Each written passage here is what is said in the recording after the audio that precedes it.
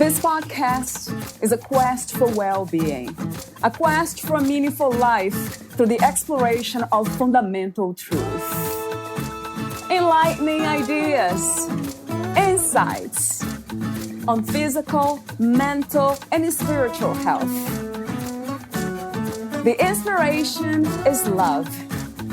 The aspiration is to awaken new ways of thinking that can lead us to a new way of being well.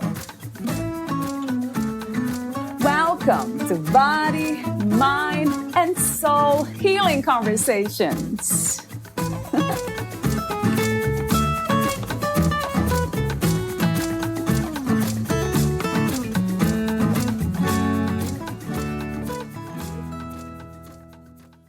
Life is a good teacher and a good friend. Things are always in transition, if we could only realize it. Nothing ever sums itself up in the way that we like to dream about. The off-center, in-between state is an ideal situation, a situation in which we don't get caught, and we can open our hearts and minds beyond limit. Life's work is to wake up, to let the things that enter into the circle wake you up rather than put you to sleep. The only way to do this is to open, be curious, and develop some sense of sympathy for everything that comes along. To get to know its nature and let it teach you what it will. It's going to stick around until you learn your lesson, at any rate. Pema Chödrön. Valeria interviews Allie Vaknin.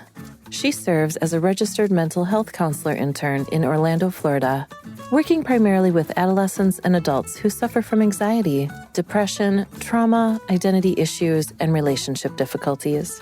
Allie graduated from Columbia University with a master's in mental health counseling, and prior to that, received degrees in human communication and sociology, with a minor in leadership studies from the University of Central Florida. A majority of her clinical experience has focused on serving individuals from marginalized and underserved communities across the country, including Miami, Orlando, near Los Angeles, and New York City. As the daughter of immigrants, a Colombian mother and Israeli father, her multicultural background and diverse clinical experiences have been an asset when working with issues of identity and complex trauma. Her approach focuses on helping clients develop self-understanding and learn practical skills. She believes education is a form of empowerment, so she frequently infuses opportunities for clients to learn about psychological concepts that can help them understand their own experience. She also incorporates mindfulness and self-compassion techniques, which help clients become more present and less harsh on themselves. Overall, her style of counseling can be described as supportive, empowering, insightful, collaborative, and oftentimes funny. She genuinely loves her job, and she's grateful for each opportunity to cross paths with and support a fellow human being. Meet Allie at wildheartscounseling.org. Here's the interview with Allie Vaknin.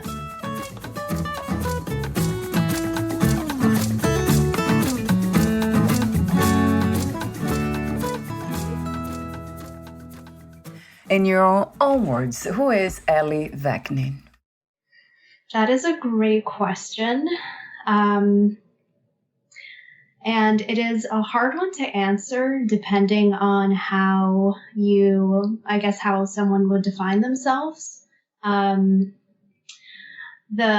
only thing that really comes to mind is I am a person at the most basic sense, just because I try to think of how I would define myself in terms of I guess I could define myself in terms of my identities or my life experiences, my titles. But all of those put together doesn't seem to fully, I guess if you put all of them together, it could describe who I am, but it would take a while to go through all of those. So I'm going to go with I'm a person. So I'm wondering if when you say I am a person, that also includes the spiritual being that you are, or the spirit being that you are. Yes. And I think that that's a very great point to make, because when we reference our identities or our titles or where we come from, those are all a part of the ego. So it doesn't feel sufficient to say that I am those things if I am greater than that. if I am that awareness that holds the ego, it would be more accurate than to say that I am that awareness. So perhaps saying that I'm a person can include both the awareness and the ego within it. Yes, which is it's the wholeness, this whole approach to who we are in life itself. I love that. Yes, a billion times to that Exactly. answer. Includes everything. Another question. Yeah, how did you come to this understanding? It's a very profound one. Meditation has helped a lot in becoming or learning to become detached from my ego. And just over the course of my life, I've been practicing introspection, self-reflection. I've also self-awareness. So I think just in the process of being self-reflective and turning inwards throughout my life, in addition to practicing meditation, you begin to observe your inner world from a more detached place, and you become more curious, and you begin to see that there is this like background to the foreground of your ego or your internal experience. And so it's from cultivating that practice and just continuously practicing that self-awareness and reflection that you get that, I think, more holistic perspective. And what led you to these practices of meditation, self-awareness, reflection? Ooh.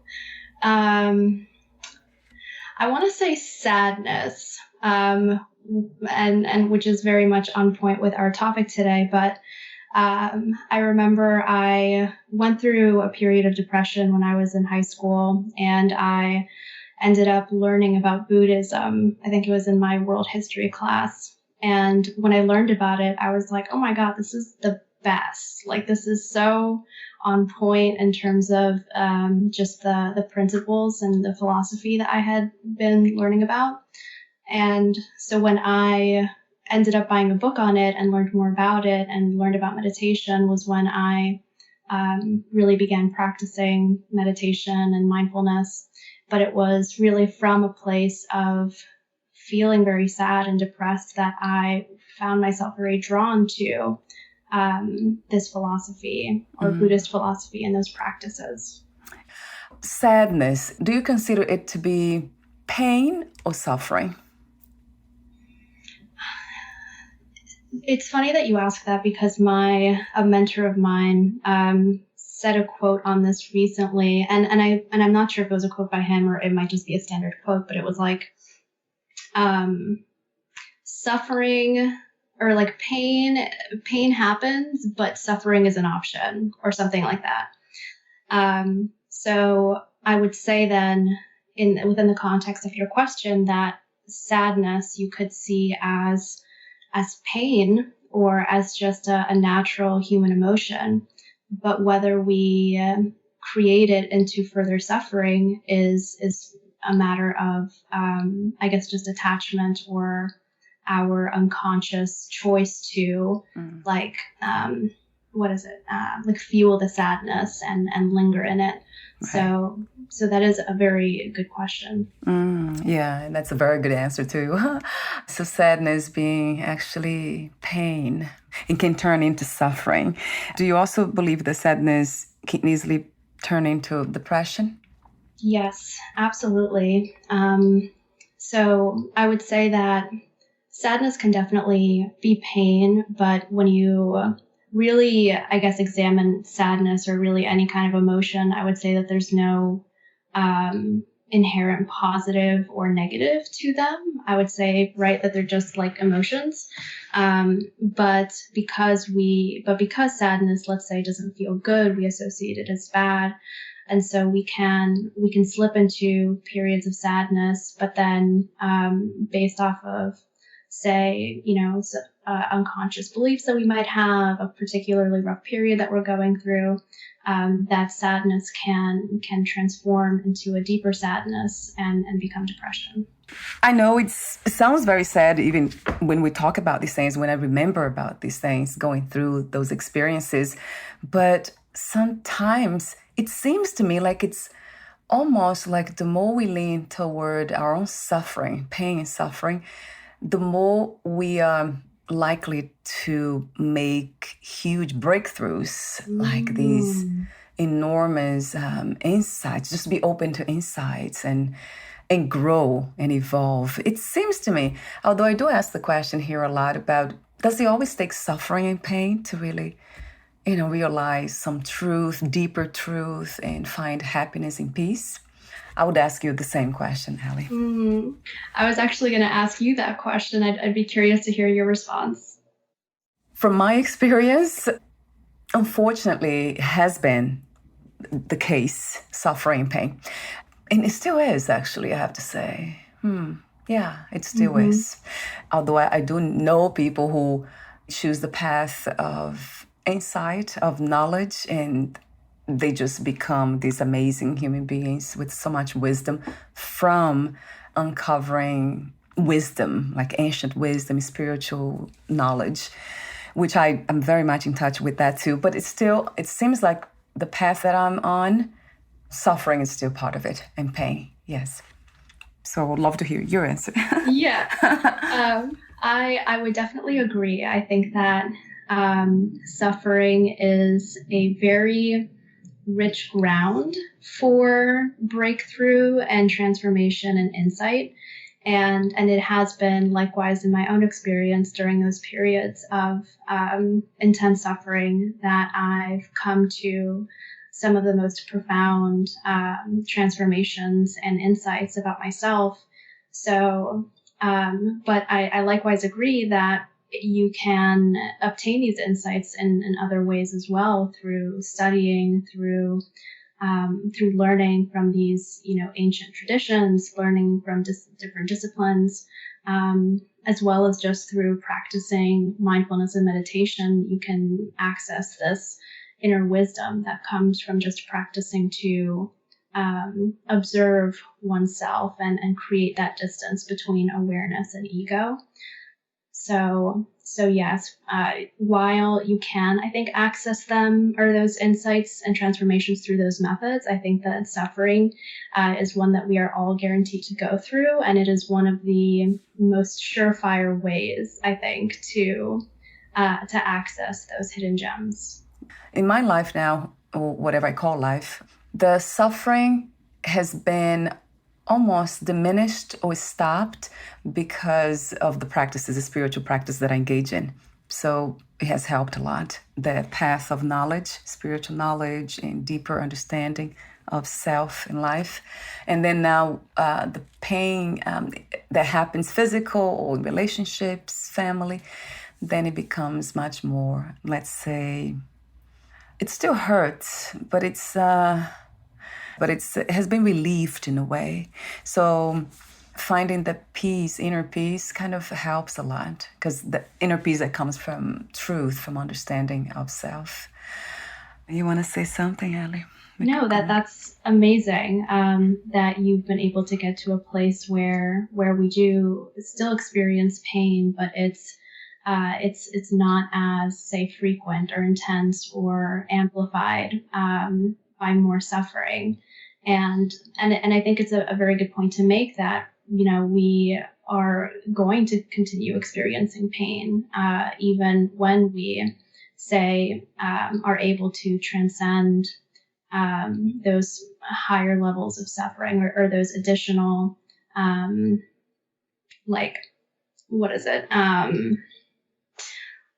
even if we get to the place where we no longer create more suffering for ourselves, we do still experience pain, and that's not a bad thing, but it's thinking that that's a bad thing that actually then creates more suffering.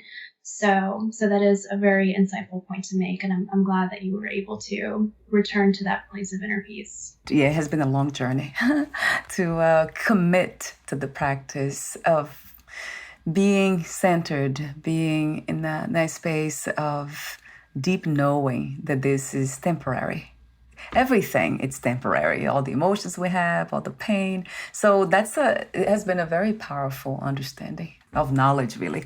So we'll talk about mental health, mindfulness, and redefine our relationship with suffering, which we have been talking about now.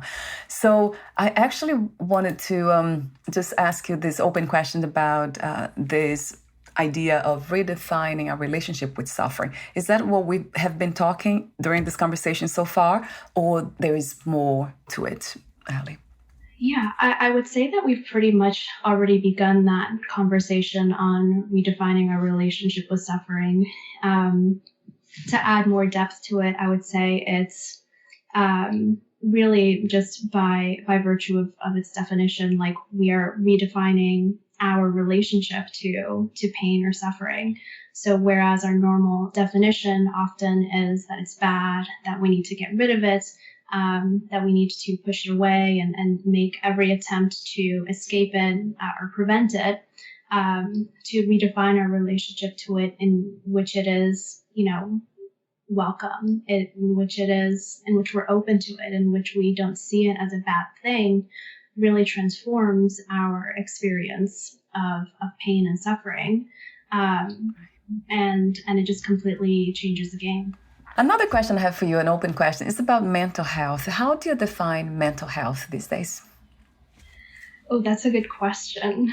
I would say it is our sense of, I suppose, mental and physical, or mental and emotional well-being, I guess, like the state of it. So if it is in well, that's a very good question, though, because it has me thinking,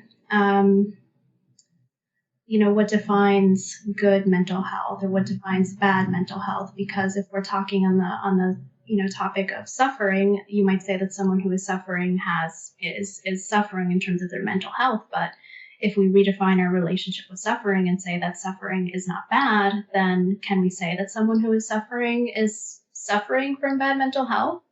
So that is a good question. I don't even know exactly how to answer that. What about mindfulness? Is mindfulness and meditation one and the same? Not exactly, but they are very much intertwined. So mindfulness is, at its most basic definition, the practice of being in the present moment in an accepting and non-judgmental way. So we are paying attention to what's going on internally and externally from the lens of openness or acceptance and non-judgmentalness.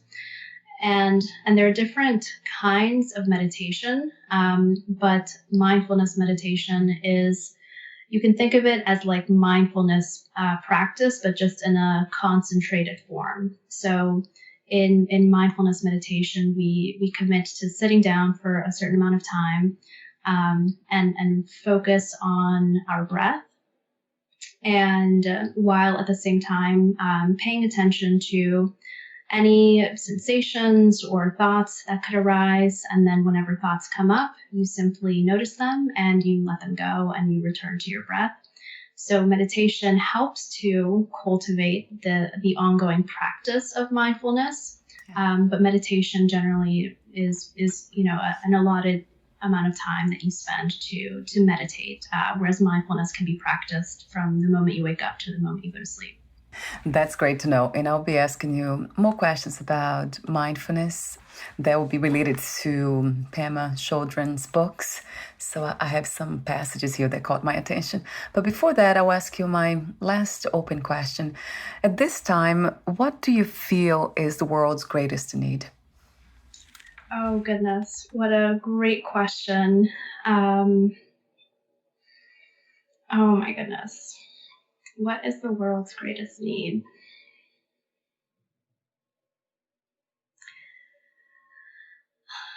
The first thing that comes to mind is compassion. Just because from not only an internal space, but of course external in terms of giving others compassion or being compassionate towards others. But it really does begin internally. If we have difficulty being compassionate with ourselves, it's very hard to be compassionate with others. But I think that, and I see it, across all of my clients, and I mean, even myself and my friends and family, we're all so harsh on ourselves. I know that you're also familiar with how important self-compassion is. So I think that the world can be probably a lot lighter and a lot kinder if we learned to be more compassionate with ourselves and then therefore more compassionate with others. Do you actually connect compassion to love, kindness, empathy? Are they all connected? Or you actually make some distinctions between these concepts? I think that I would say that they're all connected, and I'm sure that they overlap, but I imagine that there are nuances to each one. And so I would say then that compassion is its own state, but I imagine that they do very much overlap with those other qualities as well. I'd be curious, what do you think on that one? Compassion.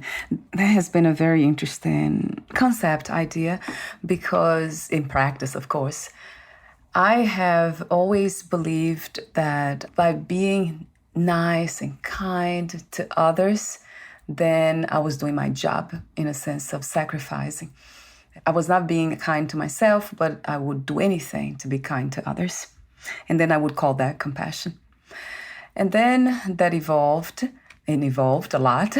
Then, of course, I became a lot more aware that if I didn't know how to treat myself with gentleness and kindness, I would not be able to do that for anyone. I couldn't treat anyone in such a way. So that was a powerful teaching. And then the most recent has been compassion in the sense of life itself being a very compassionate experience, in a sense of always showing us what we need to see if we pay attention. So even like we talked earlier about the suffering, all the hardships and the challenging experiences, it's a form of compassion to me. It's life trying to show us the truth, that this is not all there is, the human body and mind, that we are a lot more than this. So today, that's what I would say. Compassion is life's suffering, and it's life's compassion. It's life trying to show us through suffering and pain the truth, the light, liberation, freedom, what freedom is, really. To walk in this reality, knowing that we are not just the body, conditioned body and mind, that we are actually something that never dies. It's always here. So I guess that's what I would say, Allie. Yes. No, that was so clear and so on point. I agree 100%. In the sense where suffering shows us where we're still holding on. Yeah, right. And you could think oftentimes of suffering as occurring when our models fall apart, or when our expectations fall apart, or when, these unconscious beliefs that we might have internalized begin to surface and we begin to really feel those wounds. But really in that state is where we get to see how those expectations and how those models weren't holding up, and how, we do have these wounds that did rise to the surface and do hurt, but that they do need to be taken care of and attended to. So suffering is, like you said, just life's way of showing you where we're still holding on, what we're still attached to. And in a way, you can see that as compassion, because it provides us that opportunity to re-examine and to care for ourselves. Talk to me about the inspiration to become a registered mental health counselor, also the intention of your work and your approach to healing. You focus on developing self-understanding, which you have been talking about beautifully today, and also you integrate mindfulness, self-compassion. But I would love to hear from your own words. Sure. So I'm as a registered mental health counselor intern. I work with clients in a private practice setting.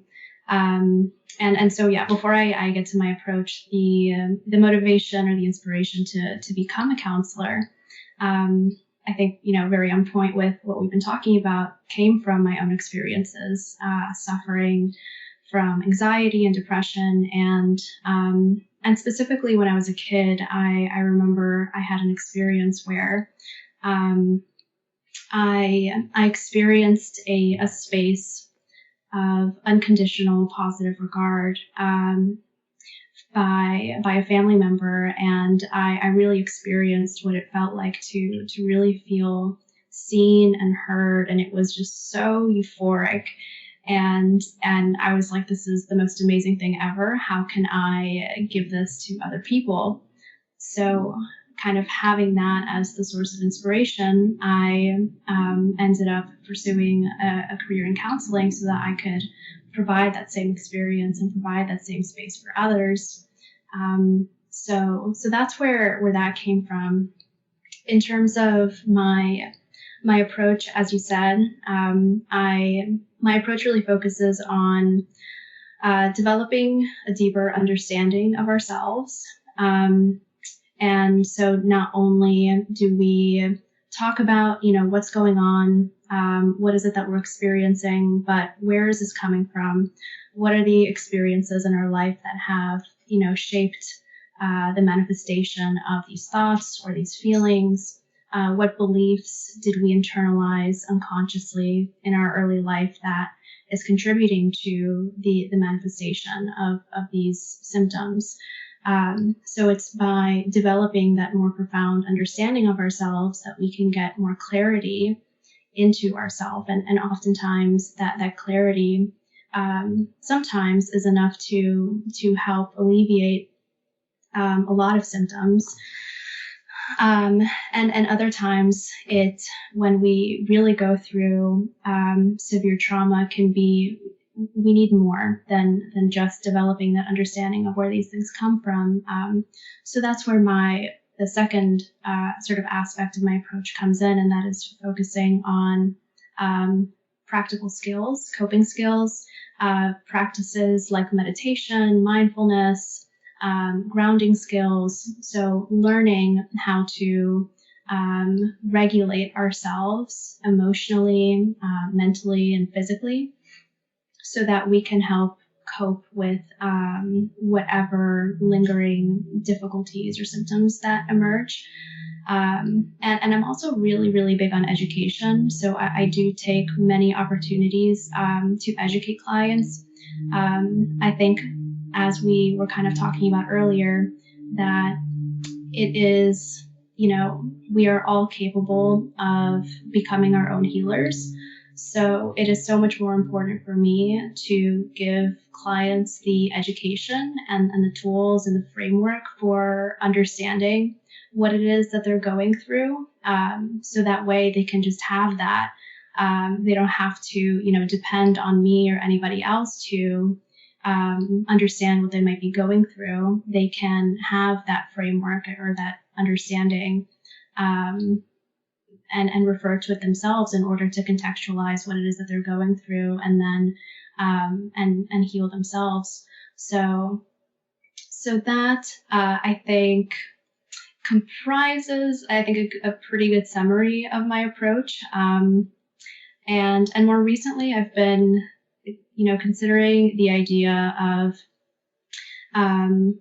something. There's I think you might be familiar with a guy named Ram Dass. He's a spiritual teacher. Oh, he's amazing. I love him. Yeah. And he talks a lot about creating an environment in your being for other people to grow. And so I've been really marinating on what that means in terms of my relationships. And I think that how I've interpreted it thus far is the more that we are capable of doing inner work within ourselves and reaching those states, or maintaining those states of inner peace, of understanding, of patience and compassion, we within our being create an environment that is suitable for other people to grow and to heal. So I've been really trying to see how I could integrate that more within my day-to-day, not only within my practice. And as a disclaimer, I feel like I probably should say that anything that I say here does not constitute, clinical or therapeutic advice. We are totally just having a conversation. But yes, that is a little bit of my approach. Do you offer online remote sessions or only in person? I do. I offer virtual and in person. So either way, whatever clients prefer. Right, that's wonderful to know. Let's talk about, now I know I have so many passages here from the book you sent me. So 2 titles from Pema Chödrön's 2 books, The Wisdom of No Escape and The Path of Love and Kindness, and When Things Fall Apart.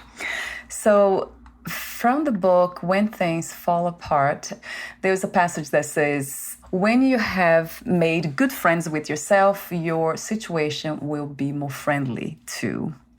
So that resonated, of course, deeply because it goes back to the same idea, concept of self-knowledge, self-understanding that we have been talking about here.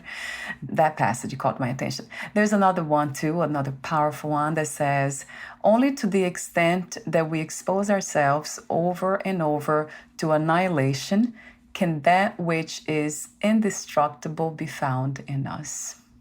That's really, really powerful. It kind of stopped me when I read this. I would love to hear from you. Yeah, how do you interpret this? Yes. Well, the first one, making friends with ourselves, is very much a passage that has stood out to me just across all of her books. So I'm very intrigued that was one of the ones that stood out to you as well. And I remember when I first read it, it was like a light bulb turned on, and it was just such a simple but transformative message, because it really got me to think, like, I can be quite mean to myself, and I never really considered the idea of becoming friends with myself or having a relationship with myself. And then it made me realize that, I've always had a relationship to myself all along, but I've just been unconscious about it. And because I've been unconscious about it, I've been treating myself poorly. So to know that there's always been that relationship there, and I can choose to make friends with myself and create that loving, friendly relationship, was just such a game changer. And I began to see myself in a different way, and my relationship with myself began to gradually become kinder and kinder. So certainly that is such a simple but very transformative message. And then the second passage, also very powerful, in total agreement with you. And I think that it alludes to what we were talking about earlier about how suffering is just this experience of showing us where we're still holding on, and what are the models that are falling apart, or the expectations or the beliefs. And when you go through these cycles of suffering enough times, then you begin to eventually get to a point where so many models or expectations have fallen apart that you are left with that indestructible part. But it takes going through those cycles of suffering, and for those models and for those expectations to continuously break down, for you to be left with what's underneath. And that is such a beautiful thing, and such a beautiful way to view it. And I think that it does really change the nature of how we view suffering when we see it as a gradual breaking down, and a letting go of those things that no longer serve us, or that are no longer, rooted in truth. And she also writes, this was all about letting go of everything. So the letting go of everything, and then I wonder what everything is. Perhaps even our ideas of pleasure, right? Holding on to trying to be happy or get to that place, the destination of happiness. That might be another one. I mean, it seems to me like everything that has to do with the realm, the physical realm, it has to be deconstructed, which is really not an easy thing to do, to let go of our belief systems and kind of become comfortable with the unknown, the uncomfortable, really very uncomfortable to the ego, that it's okay to just let life be what it is, let life happen. Yes. And when we say are not even unconsciously willing to let go of some of those models or structures, that is where suffering comes through to kind of like cleanse us. So it's like whether we like it or not, we are going to at some point experientially have to go through that breaking down process.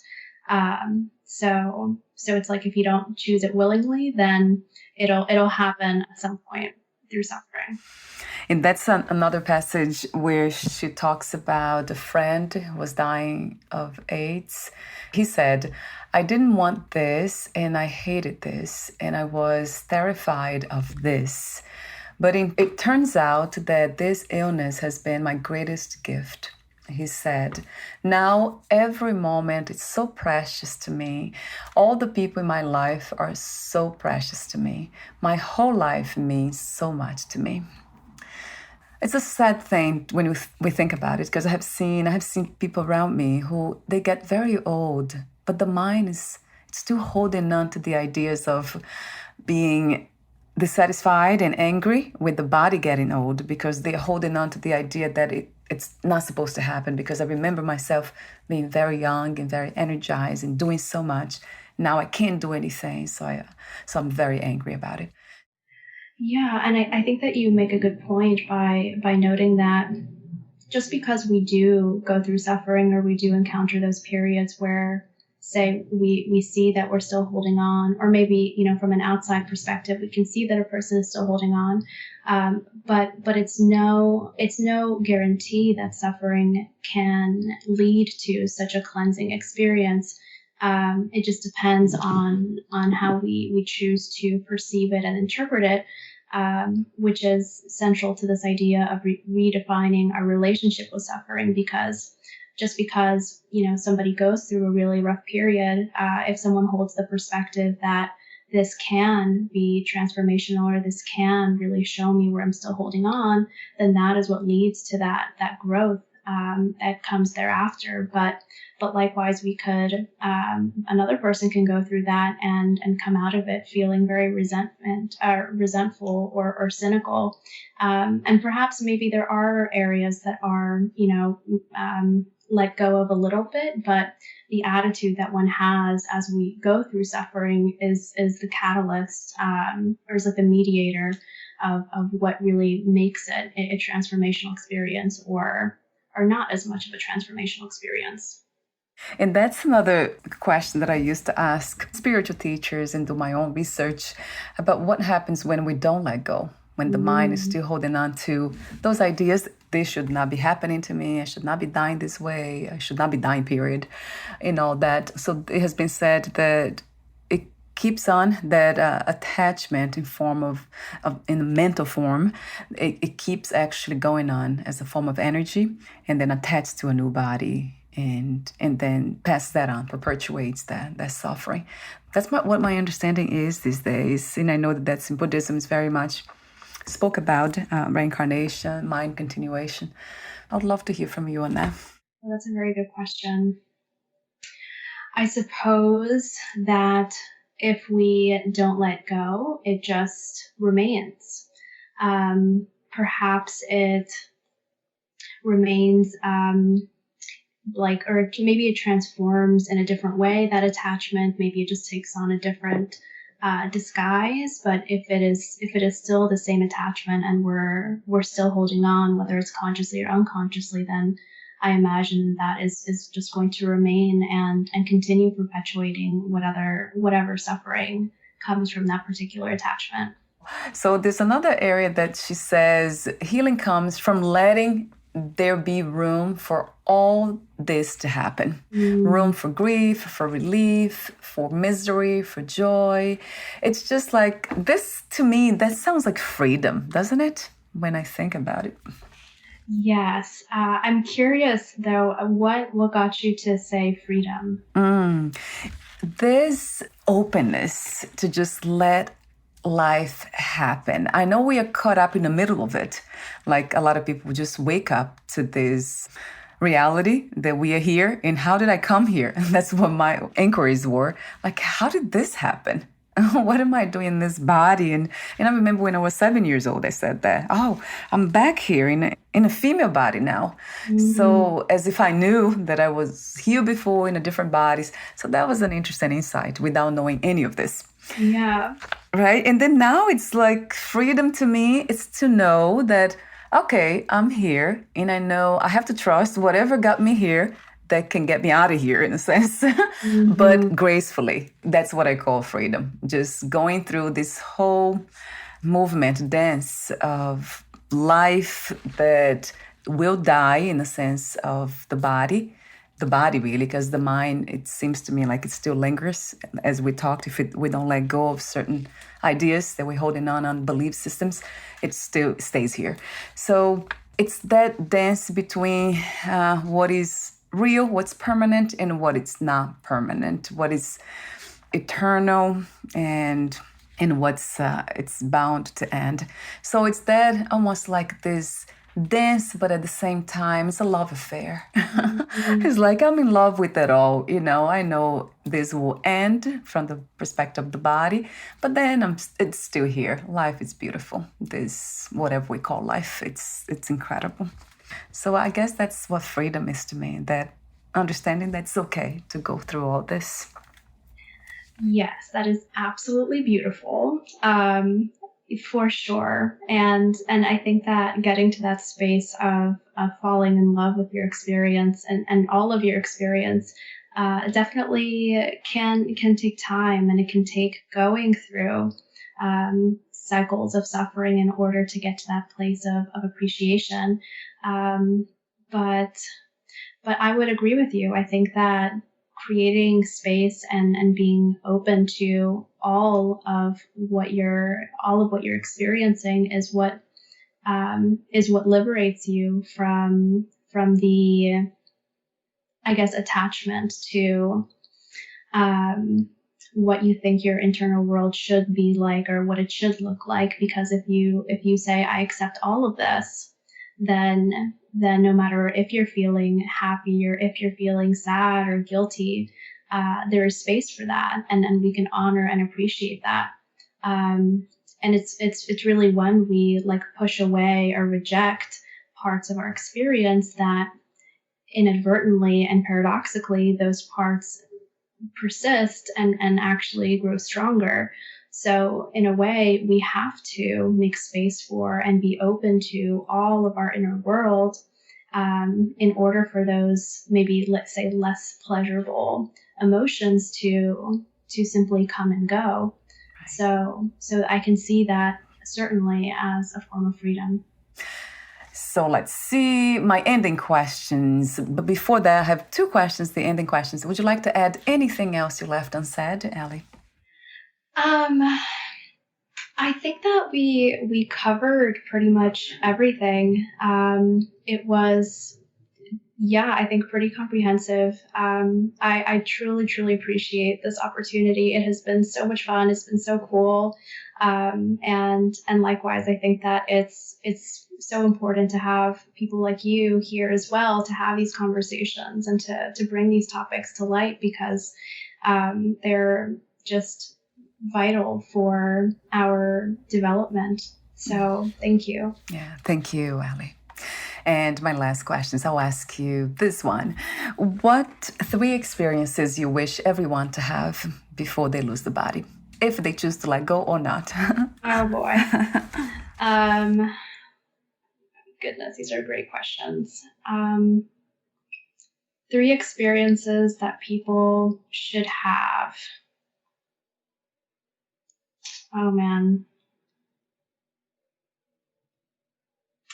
I would say 1 is an experience of inner spaciousness in the sense of by say, and we can achieve this not just through meditation, but in those brief moments or brief glimpses where, say, we are just completely in the present moment, whether we're, having a conversation with somebody, or we're in nature, or just even in whatever random state, or through meditation, to catch a glimpse of that inner spaciousness and that stillness that is our pure awareness, I think is definitely an experience that everyone, I hope, can have.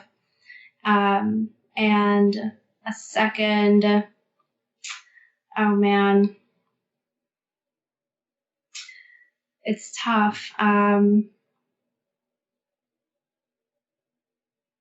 would say some experience that can ignite a passion, or like a very deep interest or a curiosity, whatever that is, whether it is spirituality, or whether it is like trains, or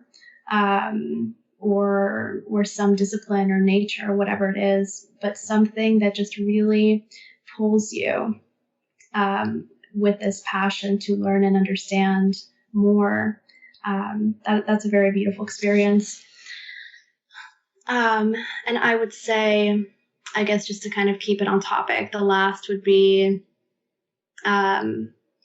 some form of difficult experience in whatever magnitude. I think that it is almost a necessary part of our experience to grow and to deepen our understanding of self through these difficult experiences, whatever the magnitude. So I guess those things would be 3 things that I would, I guess, hope or encourage people. I don't even really know, but those are the first things that come to mind.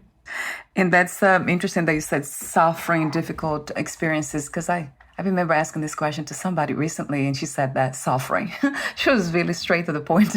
I wish for everyone to suffer. And that was interesting to hear that way, like very straightforward.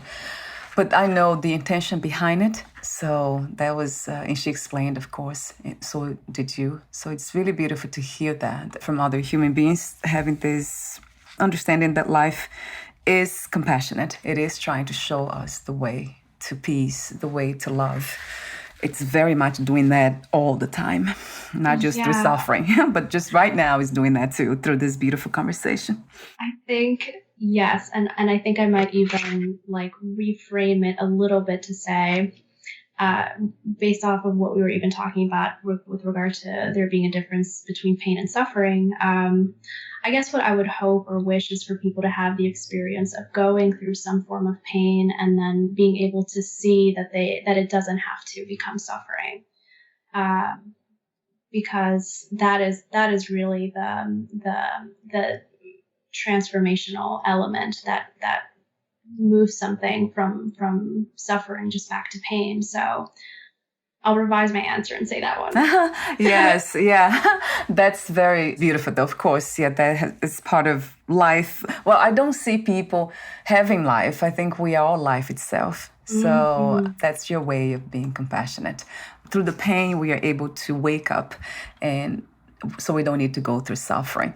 Exactly. Although for most of us, and for myself, has been the path of suffering, unfortunately, I have to say. But it's okay. It's okay. I'm right there with you. I'm a part of it too. So it is very much an ongoing work in progress. It's just an ongoing commitment, but that's just what it is. Right. If we commit to these deeper understandings, then it's easier to stop pain from becoming suffering. Exactly. But sometimes it just goes there almost automatically, like really quick. And that's why I say okay, because it goes back to the feeling of freedom, which you call it beautifully spaciousness. So having enough room to just kind of let everything be, the pain, the suffering, just kind of dance with it all. So it's a wonderful thing to be there, and it's not easy. It takes a lot of effort. What is another word for life? What comes to mind? Ooh, another word for life. The first word that comes to mind is being, which I think kind of brings it kind of full circle to answering the question of who am I with I'm a person. Like I would say that, you know, all life is just being. Being this, right, which we call being a person. I'm a person. Yeah. This is being what is happening now. That's beautiful too, very profound. Thank you so much, Allie, for all the insights, your commitment to healing yourself and others, your commitment to wisdom, to deep wisdom, and everything else in between. It's just incredibly, not just beautiful, which I say to nature when I see a tree or a flower. That's what real beauty is. But I see beauty in this sincere desire to just know more of what you call being. I have deep appreciation for it. So thank you again for being you. Thank you so much as well. This has been such a cool and beautiful experience. I know I told you I was like pretty nervous to do this, but it ended up being so much fun. So I thank you so much for that opportunity, and really the space that you've created is truly very beautiful to have these conversations. So you're out here doing the same kind of work, just in a different way, and I thank you for that too.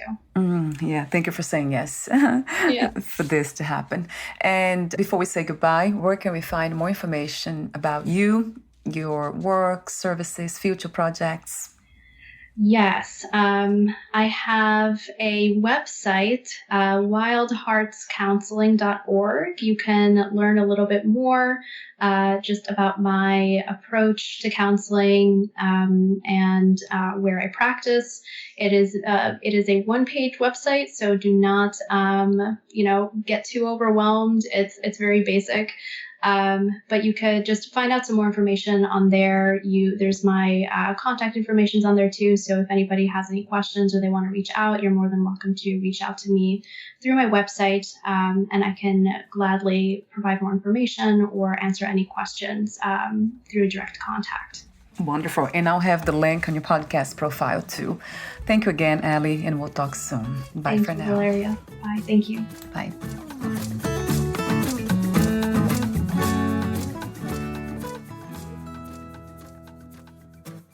Thank you for listening. To learn more about Allie Vaknin and her work, please visit wildheartscounseling.org.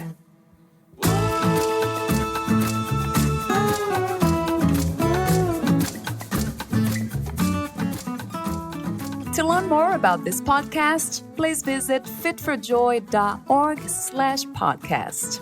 Thank you again for listening, and bye for now.